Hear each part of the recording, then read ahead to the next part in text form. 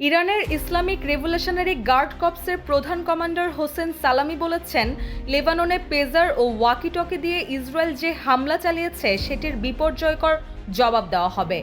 বৃহস্পতিবার লেবাননের সশস্ত্র গোষ্ঠী হিজবুল্লাহর প্রধান নেতা হাসান নাসারুল্লাহর কাছে চিঠি পাঠান হোসেন সালামি। সেখানে তিনি এ কথা লেখেন।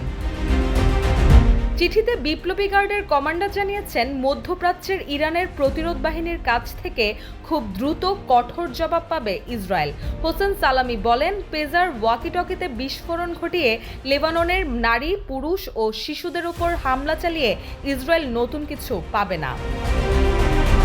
তিনি আরও বলেন, এই ধরনের সন্ত্রাসী হামলা নিঃসন্দেহে ইহুদিবাদী সরকারের কাজ, যারা হতাশা ও ধারাবাহিক ব্যর্থতা থেকে এটি করেছে। এ সময় পশ্চিমাদের নিন্দা জানিয়ে আইআরজিসি প্রধান বলেন, ইহুদিদের এসব হত্যাযজ্ঞে অন্ধভাবে সমর্থন করে যাচ্ছে যুক্তরাষ্ট্র ও তার পশ্চিমা মিত্ররা। এদিকে পেজার ও ওয়াকি-টকি ঘটনার রেশ না কাটাতেই বৃহস্পতিবার স্থানীয় সময় রাতে লেবাননের দক্ষিণাঞ্চলে একের পর এক বিমান হামলা চালায় ইসরায়েল। তাদের দাবি, এতে হিজবুল্লাহর বিভিন্ন অস্ত্রভান্ডার, 100টি রকেট লঞ্চার ও বিভিন্ন গুরুত্বপূর্ণ স্থাপনায় আঘাত হানে। এছাড়া ইসরায়েলি প্রতিরক্ষা বাহিনী জানায়, তেল আবিবের দিকে হিজবুল্লাহ তাক করা 150টির বেশি ক্ষেপণাস্ত্র এতে ধ্বংস হয়েছে, তবে তাৎক্ষণিকভাবে হতাহতের কোনো খবর পাওয়া যায়নি।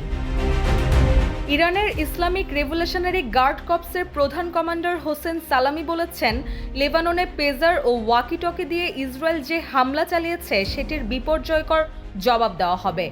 বৃহস্পতিবার লেবাননের সশস্ত্র গোষ্ঠী হিজবুল্লাহর প্রধান নেতা হাসান নাসারুল্লাহর কাছে চিঠি পাঠান হোসেন সালামি। সেখানে তিনি এ কথা লেখেন।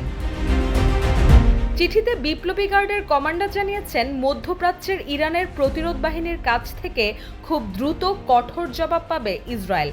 হোসেন সালামি বলেন, পেজার ওয়াকি-টকিতে বিস্ফোরণ ঘটিয়ে লেবাননের নারী, পুরুষ ও শিশুদের উপর হামলা চালিয়ে ইসরায়েল নতুন কিছু পাবে না।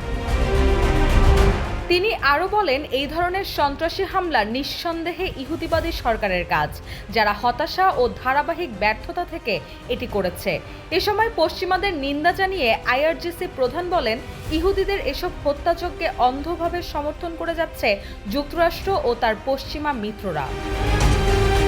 এদিকে পেজার ও ওয়াকি-টকি ঘটনার রেশ না কাটাতেই বৃহস্পতিবার স্থানীয় সময় রাতে লেবাননের দক্ষিণাঞ্চলে একের পর এক বিমান হামলা চালায় ইসরায়েল। তাদের দাবি, এতে হিজবুল্লাহর বিভিন্ন অস্ত্রভান্ডার, 100টি রকেট লঞ্চার ও বিভিন্ন গুরুত্বপূর্ণ স্থাপনায় আঘাত হানে। এছাড়া ইসরায়েলি প্রতিরক্ষা বাহিনী জানায়, তেল আবিবের দিকে হিজবুল্লাহ তাক করা 150টির বেশি ক্ষেপণাস্ত্র এতে ধ্বংস হয়েছে, তবে তাৎক্ষণিকভাবে হতাহতের কোনো খবর পাওয়া যায়নি। রুশা সুর, দৈনিক সংগ্রাম।